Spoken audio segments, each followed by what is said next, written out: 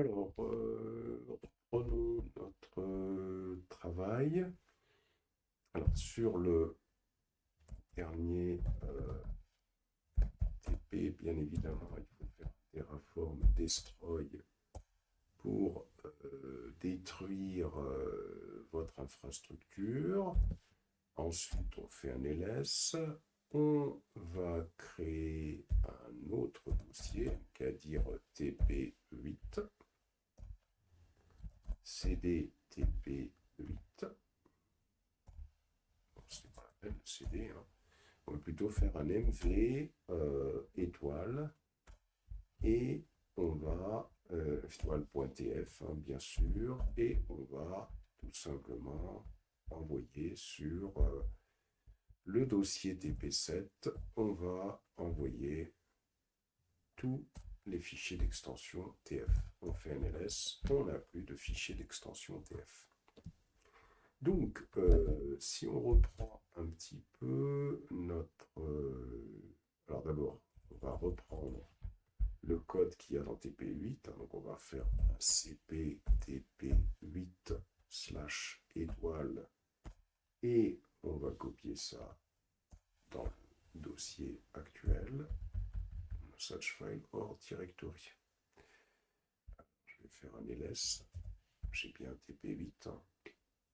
Si je fais un ls TP8, j'ai bien des... Oula, j'ai pas de fichier à l'intérieur de TP8. Alors pourquoi j'ai... Ah oui, j'ai tout envoyé dans TP7. Bêtise. Bon, c'est pas grave, puisque c'est juste le fichier .tf et le fichier .tf dans TP7. Normalement, il n'avait rien du tout. Donc on va recopier, on va faire un cp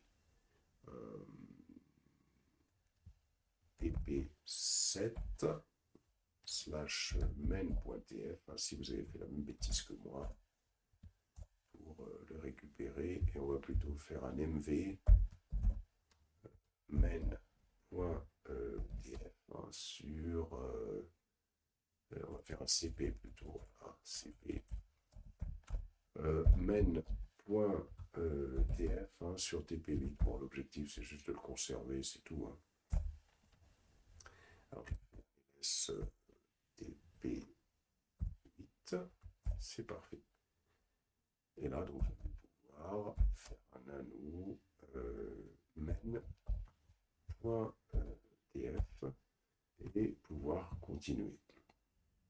Alors, ce qu'on souhaiterait, c'est pouvoir installer Apache de manière entièrement automatisée sur notre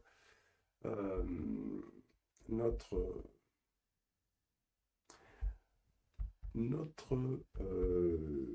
instance, hein, EC2 qu'on a réalisé.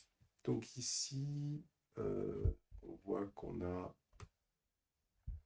un ingress. Alors supposons que je veux mettre un autre ingress. Comment ça marche? Si je fais bouton droit ici et je viens à ce niveau-là, je vais coller encore ici. Je me dis, bah tiens, je voudrais mettre une autre règle de type ingress ici. Ce qui m'intéresserait, moi, c'est le port 80. Tout port 80. Le protocole HTTP. Je sauvegarde ici. Je sauvegarde de cette façon-là. Je fais un terraform. Yes. Alors, qu'est-ce qu'il me dit? Il me dit invalid value HTTP. Il ne connaît pas le protocole. Bon. Alors, je descends. Faire. Alors, dans ce cas-là, le protocole TCP. TCP. On sauvegarde. X.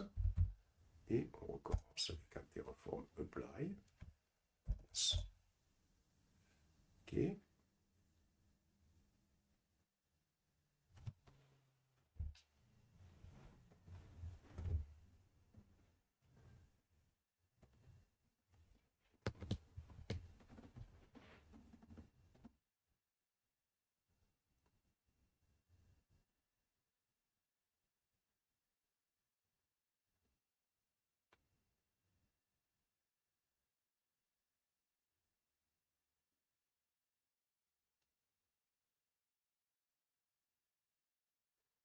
Alors, ça a l'air d'avoir fonctionné. Allons voir ce qui se passe sur AWS. Si je fais EC2, j'ai mon instance qui est en cours d'exécution. Très bien, je clique sur l'instance. Je descends sur sécurité. Je vais sur groupe de sécurité. Et là, qu'est-ce que je vois? Je vois effectivement bien que la deuxième règle a été rajoutée. Donc voilà comment on peut rajouter plusieurs règles. Maintenant, ce qui nous intéresserait, parce que c'est bien les règles, mais on aimerait bien pouvoir y installer un logiciel de manière entièrement automatisée. Donc je vais aller sur main.tf et puis ici au niveau de l'instance, je souhaiterais qu'à la création de cette instance soit également installer un logiciel Apache. Pour ça, je vais utiliser ce qu'on appelle les user data. Je vais écrire égal. Je vais écrire donc inférieur ici, ce symbole-là.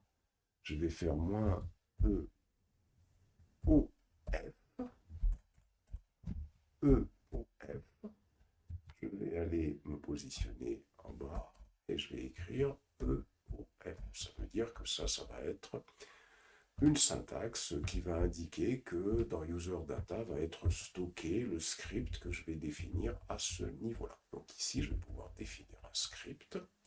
Ici, je vais pouvoir définir un script en bash. Ça va être du Linux par rapport au système que j'installe, dans lequel je souhaite. Alors, je vais faire un bin. Alors, point d'interrogation, /bin /bash. Je valide et je commence mon script. Alors je voudrais donc déjà afficher un message, tiens, echo installation d'Apache. Ok. Ensuite, une fois que j'ai fait ça, je vais faire un sudo apt update -y jour. Ensuite, je vais faire un sudo apt install Apache 2 -y. Ensuite, je vais faire un echo installation terminée. Voilà. On va sauvegarder. Alors, on va essayer de voir est-ce que ça s'exécute si je fais un terraform apply. Valide. Je fais un yes.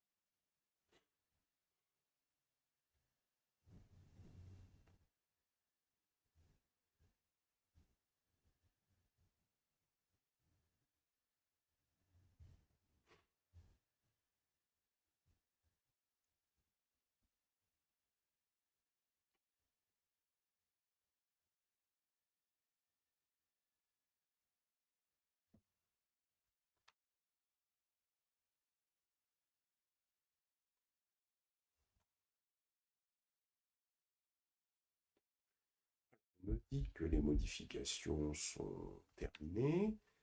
Allons jeter un coup d'œil à ces modifications si je vais sur EC2.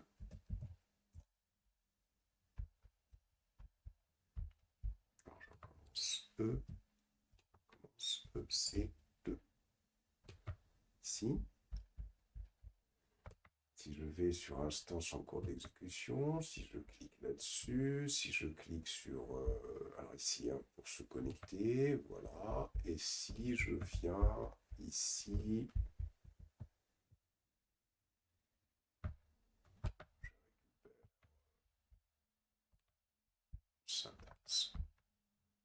Supposons que je ne mette pas du tout de clé.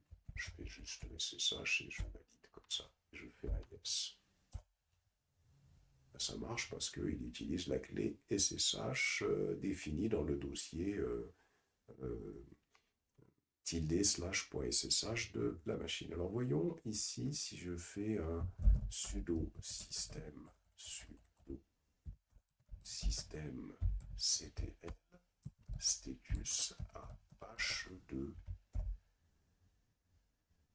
Alors il me dit que apache2 n'est pas trouvé. Ça veut dire que apache2 n'a pas été installé. Ok, très bien. Pourquoi?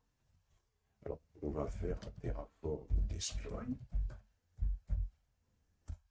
Valide. On fait yes. Détruit absolument toute l'infra.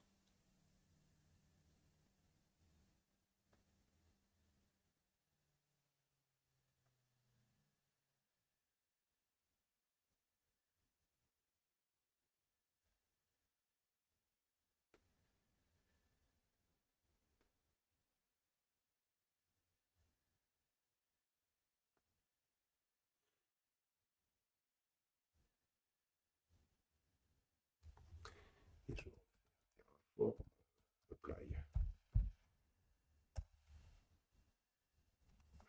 Yes.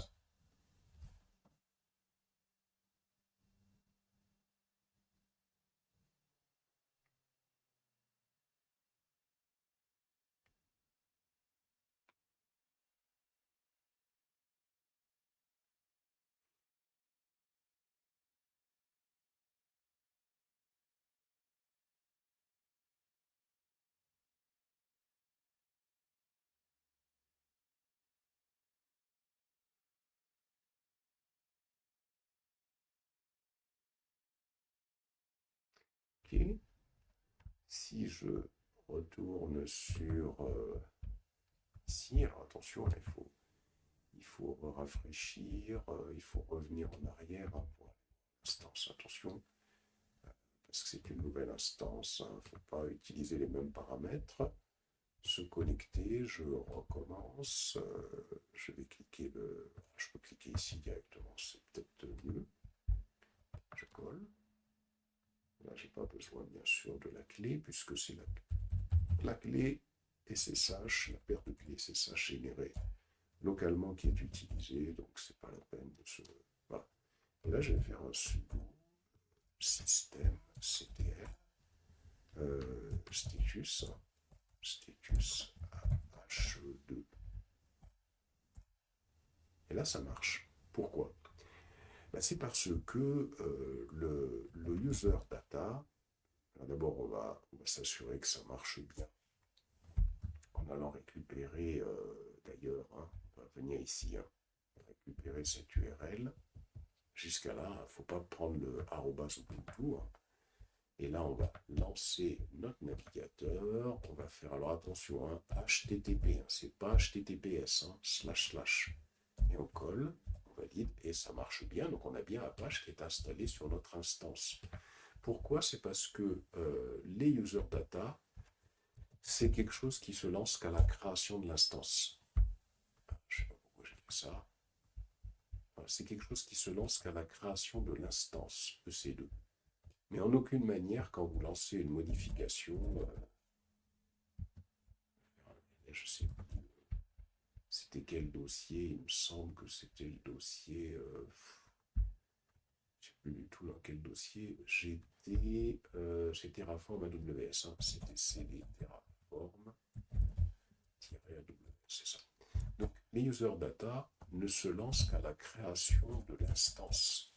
Vous voyez, c'est-à-dire que ici, le user data, ça se lance qu'à la création de l'instance. Mais en aucune manière, ça va se lancer lorsque vous voulez modifier l'instance. Donc il faut détruire pour recommencer ça. Ça se lance qu'une seule fois. C'est pour ça que j'ai détruit. Donc ici, pour résumer, hein, ici, donc qu'est-ce que nous avons fait à ce niveau-là? Donc là, déjà, là, c'était la création du groupe de sécurité avec les règles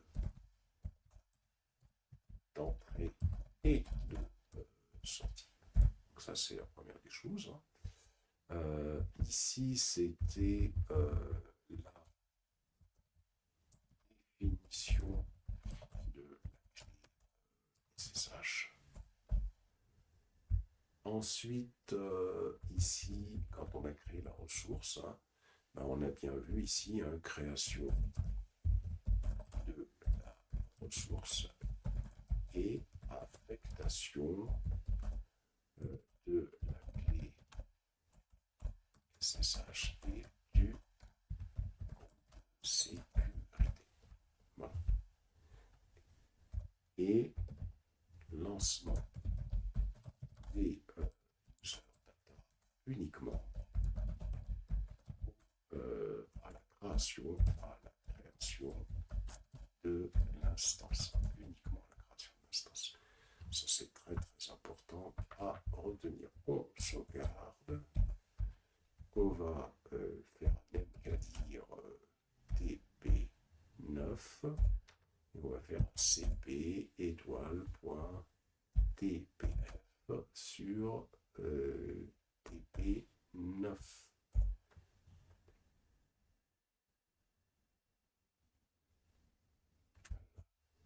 C'est étoile TF sur TP9. Voilà. Et là, on a bien notre main.tf qui est ici. Alors, si on continue un petit peu dans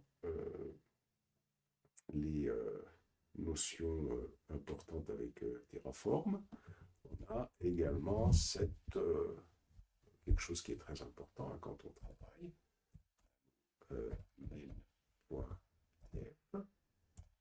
C'est que quand on crée notre instance, on n'a pas envie de se connecter pour aller voir hein, tout le temps quelle est l'adresse IP de l'instance. Donc ici, on peut rajouter un output instance underscore IP underscore adresseuse accolade. Et ici, on se fait notre accolade et underscore instance point. Alors il faut voir quel est le nom de l'instance. Je ne sais plus comment on l'avait appelé. On l'a appelé instance 1. Donc ici, instance 1. Instance 1 point public underscore IP. Je regarde. Et un Terraform apply. Et là, on a un problème. Qu'est-ce qu'il nous dit? Il nous dit Kotel string, mais bon, d'accord. Il dit concernant tout simplement ici, ça commence pas du tout par une accolade. Voilà. Terraform plan déjà pour être certain qu'il n'y aura pas d'erreur. Et puis, alors, tiens, voilà, il nous donne en fin de compte to save this new output value to the Terraform state. Donc là, effectivement, il nous donne notre adresse IP tout de suite. Terraform, ça devrait aller assez vite, puisque, voilà, tout de suite, il nous donne l'adresse IP. Ça, c'est super intéressant, parce que ça veut dire que tout de suite, je peux faire un SSH. Ubuntu, ça va être le nom d'utilisateur, arrobase 35.63.175. Je vais faire yes ici. Je vais faire yes. Voilà, c'est parfait. Donc ça, c'est déjà très intéressant de rajouter toujours le. Voilà. Après, on a peut-être envie ici de pouvoir réaliser des installations, mais pas qu'au démarrage. Par exemple, supposons que je veuille, installer autre chose que Apache NGINX, par exemple. Il y a peut-être d'autres manières de procéder. Alors, il y a d'autres manières de procéder, effectivement. On va d'abord détruire notre infrastructure. Terraform destroy.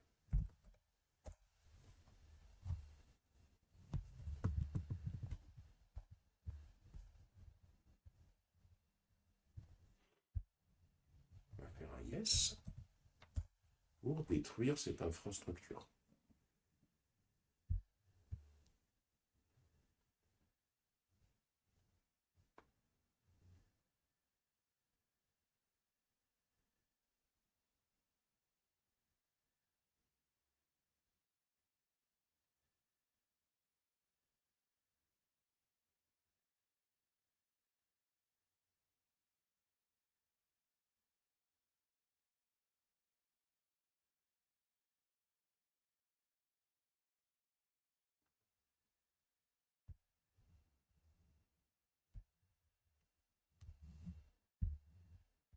Alors, ça, c'est la première des choses.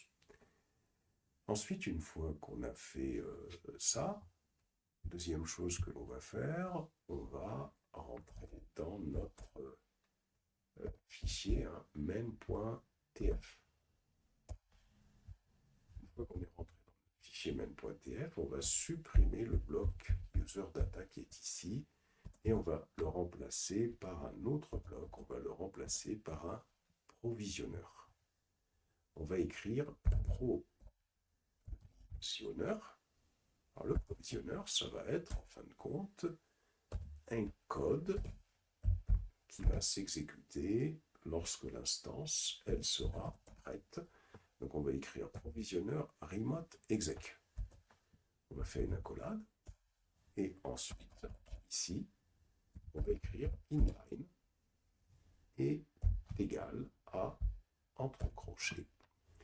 Alors, et on va définir ce qu'on veut qu'il fasse. Alors, ce qu'on veut qu'il fasse, on veut qu'il fasse un sudo apt déjà pour commencer, virgule. On voudrait qu'il fasse également un sudo apt install ngix -y, virgule. On voudrait qu'il fasse un echo terminé. Et là, on ne met pas de virgule et on va fermer notre array de commandes. Ici. Une fois qu'on a fait ça, il faut qu'on définisse la connexion qui va permettre de réaliser cette connexion-là. Il ne faut pas oublier qu'on a ouvert une accolade ici, on doit donc la fermer ici. Voilà. Et là, on va se positionner à l'intérieur, on va définir la connexion. La connexion qui va permettre de pouvoir faire ça. La connexion, c'est quoi la connexion? Pour pouvoir exécuter ça. Quels sont les paramètres? Les paramètres, on va les définir dans un bloc. Et dans ce bloc, on va définir l'hôte auquel on doit se connecter. L'hôte auquel on doit se connecter, c'est self, c'est-à-dire c'est cet hôte. Là, le self représente cette instance self, c'est-à-dire lui-même, point public underscore IP. Donc on passe l'adresse IP de cette instance. Donc on va se connecter à cette adresse IP. Le type de connexion, c'est un type de connexion de type SSH. L'utilisateur, le user, ce sera Ubuntu normalement. Et la clé, fichier de clé privée, private key, qui va permettre la connexion, private key est égal à file, et là, bien sûr, vous mettez le chemin vers votre clé, donc /home, /mousse, pour moi, /.ssh, /id underscore RSA. Donc ça, c'est ce qu'on avait déjà fait un petit peu plus bas. Ici, là, c'est le chemin qu'on a mis ici, celui-là. Mais alors attention, ce n'est pas la clé publique cette fois-ci. Parce que la clé publique, c'était la clé qui était destinée au serveur distant. Là, par contre, il s'agit de spécifier au niveau de la connexion, on aura besoin de cette clé privée-là pour que le provisionneur se connecte à l'adresse IP de l'instance lorsqu'elle aura été créée pour pouvoir exécuter ces instructions-là. On va tester ça pour voir si ça marche. On va faire donc un Terraform LAN déjà pour commencer. Voilà, et on va faire un Terraform Apply. On va faire un yes.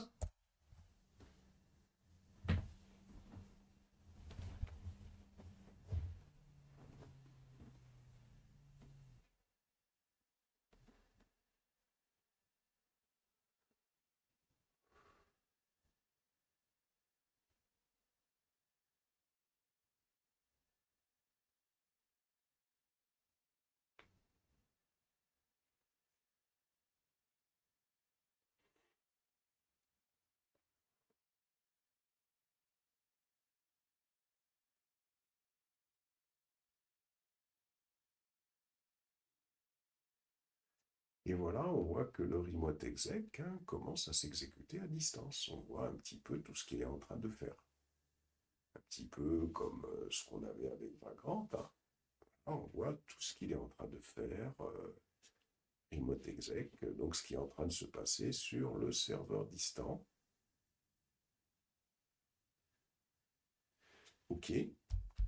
Est-ce que c'est bon? Est-ce qu'on a bien via cette adresse IP? Est-ce que NGINX est installé? On y va. Ici. http:// on colle l'adresse IP, c'est parfait. NGINX est mis en place. Donc voilà une autre façon de pouvoir exécuter des scripts. On va bien évidemment faire un ls. mkdir. On va écrire tp10 et on va faire un cp étoile.tf sur tp10. tp10 pour nous assurer qu'on a bien tout conservé et on va faire un Terraform destroy maintenant qu'on a compris le principe. On fait un yes. C'est parfait, on attend que ce soit totalement détruit. Alors, continuons. Comment peut-on utiliser Terraform avec Ansible? On va essayer de voir comment on peut faire cela. On va aller rechercher un script Ansible. On va aller sur Google pour installer Apache. On écrit par exemple Playbook. Playbook Ansible pour installer Apache 2. Apache pour installer Apache 2. On écrit Playbook Ansible pour installer Apache 2. Et comme on est sur de l'Ubuntu, on lui précise sur Ubuntu. Ansible Playbook to install et setup Apache en Ubuntu. Regarde si c'est pas trop compliqué. Faut pas des trucs trop compliqués. C'est pas ce qu'on veut. Parce qu'il y a des gens qui prennent un malin plaisir, on revient en arrière à nous donner des trucs. On va sur Skylway là. Tiens, ça devrait être plus intéressant et plus simple. Voilà. Alors, configurer une gapage, donc où est le playbook?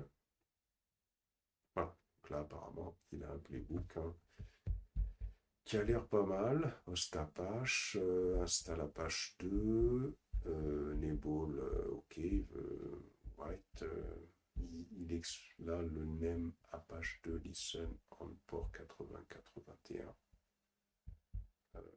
Qu'est-ce qu'il veut faire là? Il veut faire quelque chose, une modif. On peut faire ça si on veut. On peut aller sur plus simple. Voilà, tiens, on a ça, c'est très bien. Voilà, voilà, hop. On fait ça et on installe Apache 2 tout simplement. Parce qu'il n'y a pas besoin de... Voilà, c'est parfait. Donc on fait ça. On récupère ce playbook. Ce playbook, on le récupère et on va le créer ici, un playbook.yml. Et on colle le playbook. Alors ce qu'il y a, c'est que nous, on ne va pas dans les hosts, on va tout simplement écrire Olesien. On écrit sur tous les hosts. On va sauvegarder. Sauvegarde. Voilà. Une fois qu'on a sauvegardé, maintenant le problème, ça va être de pouvoir appeler ce playbook dans Terraform. Alors, il y a plusieurs choses à faire d'abord. Hein. On va d'abord aller ouvrir notre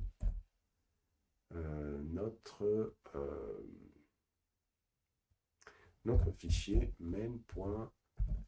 On va aller l'ouvrir. Une fois qu'on l'a ouvert, on va tout simplement supprimer tout ce qui avait trait au provisionneur qu'on avait créé tout à l'heure, puisque l'objectif maintenant, puisque le provisionneur qu'on a créé tout à l'heure, c'était pour travailler avec un script Linux. Là, c'est pas l'idée. Déjà, on va dans ce même fichier. Alors, normalement, on pourrait structurer le fichier en variables, instances, etc. Là, je mets tout dans le même fichier pour qu'on comprenne mieux. Donc là, on va définir des variables. Déjà, définition de variables. Ça, c'est la première des choses. La variable qu'on va définir une variable. Cette variable-là, les pvt underscore key. C'est-à-dire, c'est la clé privée. On veut définir une clé privée. Ici. Cette clé privée, elle sera de type type égale string.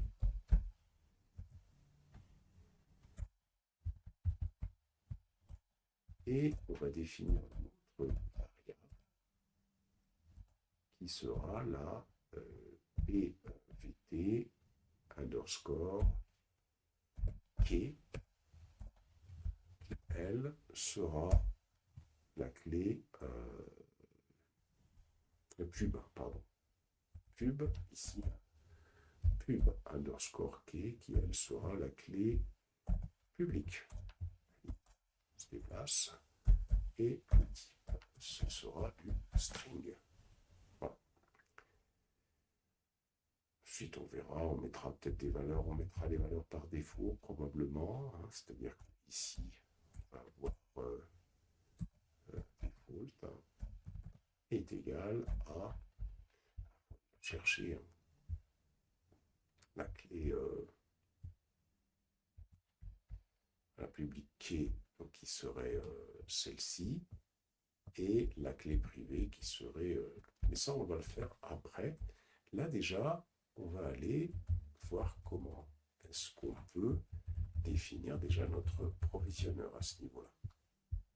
Alors, le provisionneur, ce qu'on va faire, on va tout simplement ici écrire que c'est un provisionneur, mais pas de type remote, mais de type local-exec. Qu'est-ce que ça veut dire local-exec? Ça veut dire que ce provisionneur, il va tout simplement être exécuté sur notre machine. Il n'est pas exécuté sur la machine distante qui va être créée, puisque le playbook est local. C'est pour ça qu'on parle de provisionneur local. Comme ça, et puis ici, on va définir la commande à exécuter. Commande. Bien, donc on va commencer à écrire notre instruction Ansible. Première instruction, on va définir une variable d'environnement Ansible underscore host underscore key underscore checking. On définit une variable d'environnement qui a ce nom. cette variable d'environnement, on va l'initialiser à false. Cette variable d'environnement sera prise en compte par l'instruction Ansible. Et donc, quand Ansible va se connecter en SSH via le provisionneur local exec sur l'instance de C2 qui aura été créée sur AWS, il n'y aura pas de message qui va lui demander de valider le fingerprint. Donc, c'est tout simplement ce que signifie cette variable d'environnement pour que tout soit entièrement automatisé. Ensuite, on va utiliser l'instruction Ansible playbook. Donc, on va utiliser cette instruction. On va lui dire que ce playbook devra être exécuté avec l'utilisateur Ubuntu. Donc, -u Ubuntu. On va lui passer la clé privée, -private-key, qui va être égale à une expression. Donc, l'expression qui va être calculée, ça va être l'expression suivante. La clé privée, c'est une clé qui va être définie ici dans cette variable. Donc, on va lui passer, comme on a appris à faire avec Terraform, on va lui passer la variable var. Et la variable, c'est celle-là, c'est pvt-key. Donc, on la lui donne à ce niveau-là. Donc, voilà. Ensuite, on va plus loin, -i, définir l'inventaire. L'inventaire, c'est quoi? L'inventaire, il va s'agir tout simplement de cette instance qui va être créée. Puisque c'est cette instance qui va être créée sur AWS, c'est sur cette instance-là que va être exécuté le playbook. Or, cette instance-là, il faut qu'on la définisse comme étant faisant partie de l'inventaire sur lequel va être exécuté ce playbook. Pour ça, comment on écrit ça? On écrit -i, on va ensuite mettre une première cote et une deuxième cote. Et à l'intérieur de cette cote, on va calculer une expression de $ entre accolades. Et cette expression, c'est une expression qui va nous permettre de pouvoir indiquer cette instance qui va être créée par Terraform. Donc on va mettre ici instance, point.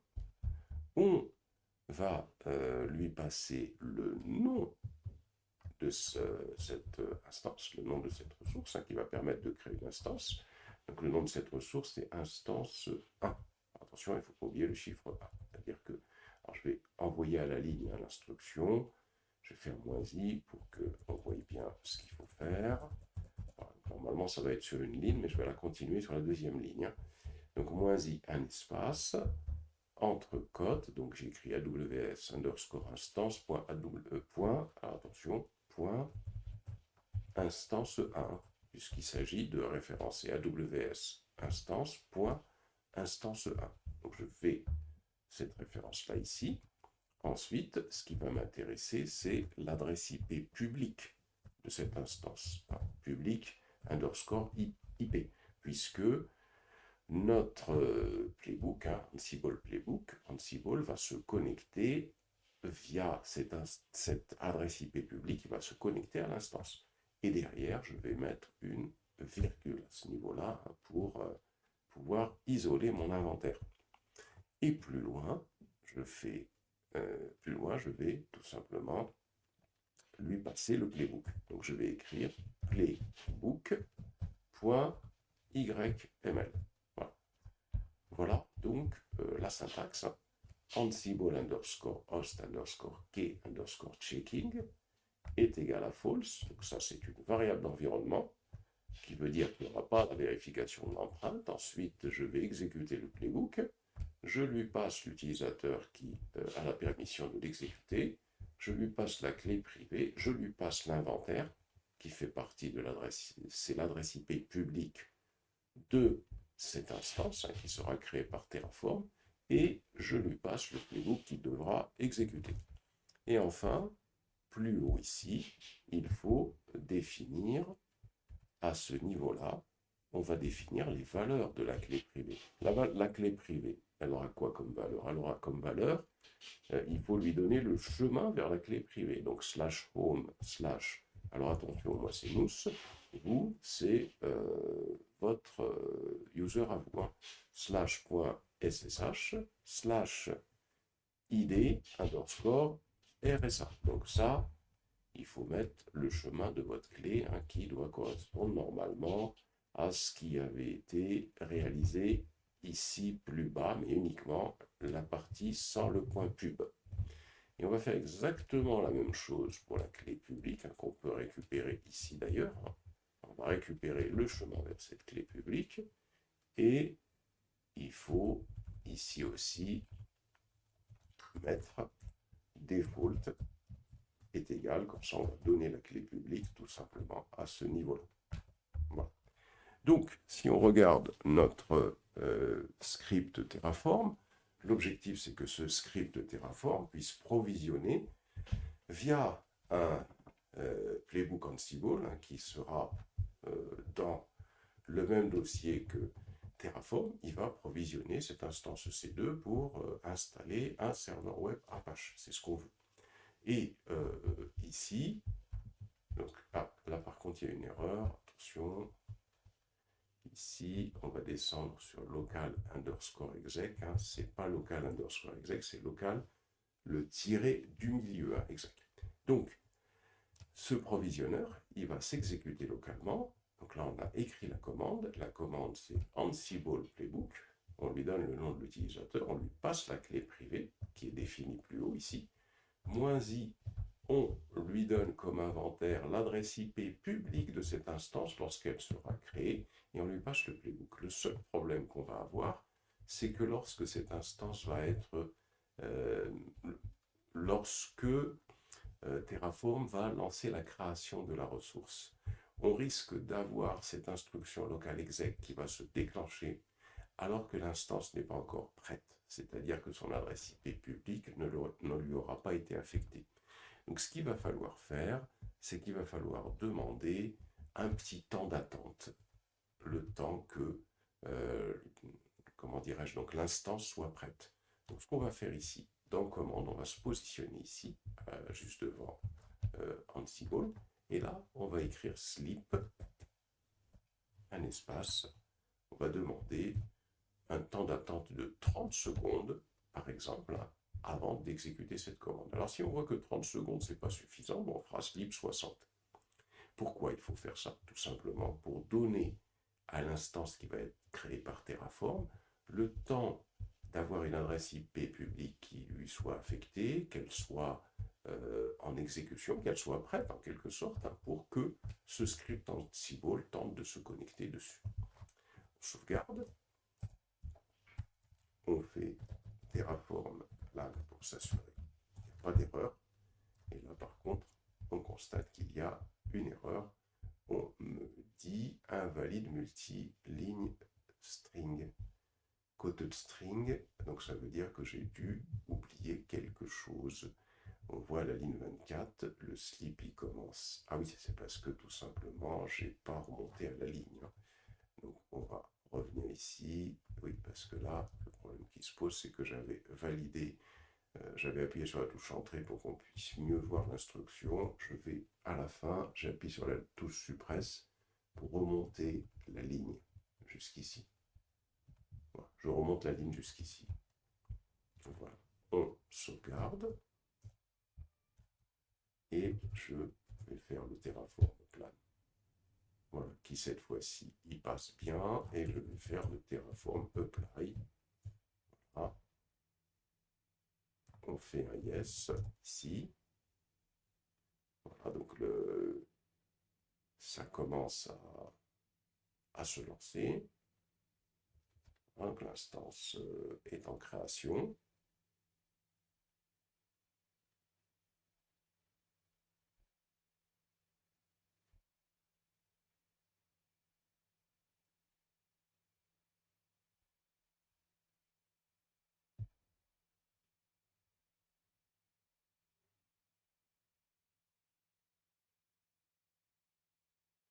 Voilà. Et là, il exécute le local exec. Donc, il va attendre 30 secondes, le temps que l'instance soit prête. Voilà, il y a un petit temps d'attente qui va être mis en attente avant que le script Ansible s'exécute, puisqu'il faut qu'il puisse avoir accès à l'instance. Et là, s'il nous disait que il peut, voilà, donc là, le local exec se déclenche.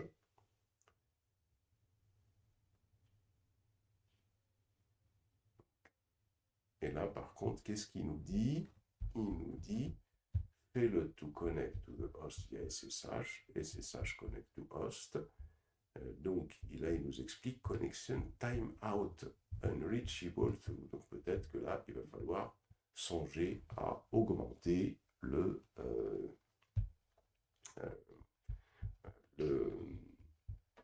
temps d'attente. Ici, ce temps d'attente, comme on a vu ici, on avait mis 30 secondes. On va essayer de l'augmenter, hein, de lui mettre 60. Alors, on y va. De 60 secondes ici. 60. On sauvegarde. Et on commence. Yes.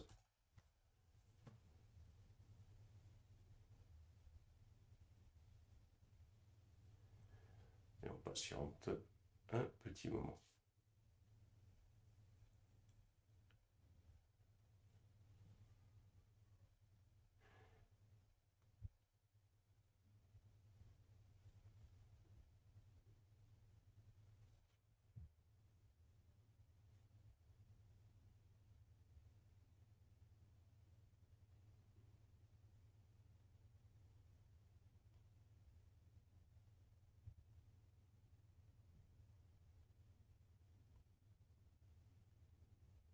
Voilà, donc là, il a détruit la construction précédente. Et il va la recréer.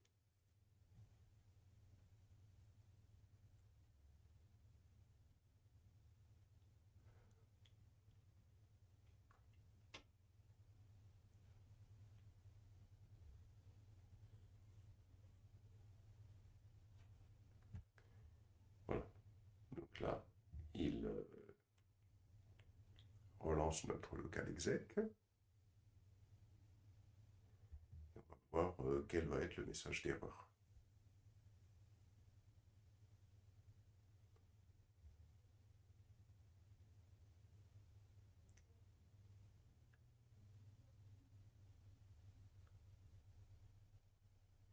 Et il est toujours en attente, il n'a pas lancé le script Ansible.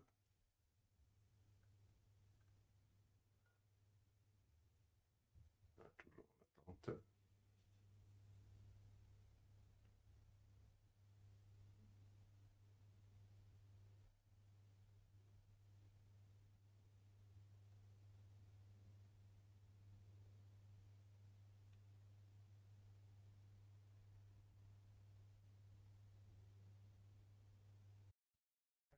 De l'installation, on récupère cette adresse IP publique, on va sur le navigateur http:// et on colle. Donc on voit qu'on se connecte bien à Apache. Et si je fais ssh ubuntu et je colle cette adresse IP publique, voilà, on se connecte bien, exit, je sors, on se connecte bien à la machine distante et Apache a été installé, donc il ne reste plus qu'à détruire. Voilà pour le local exec.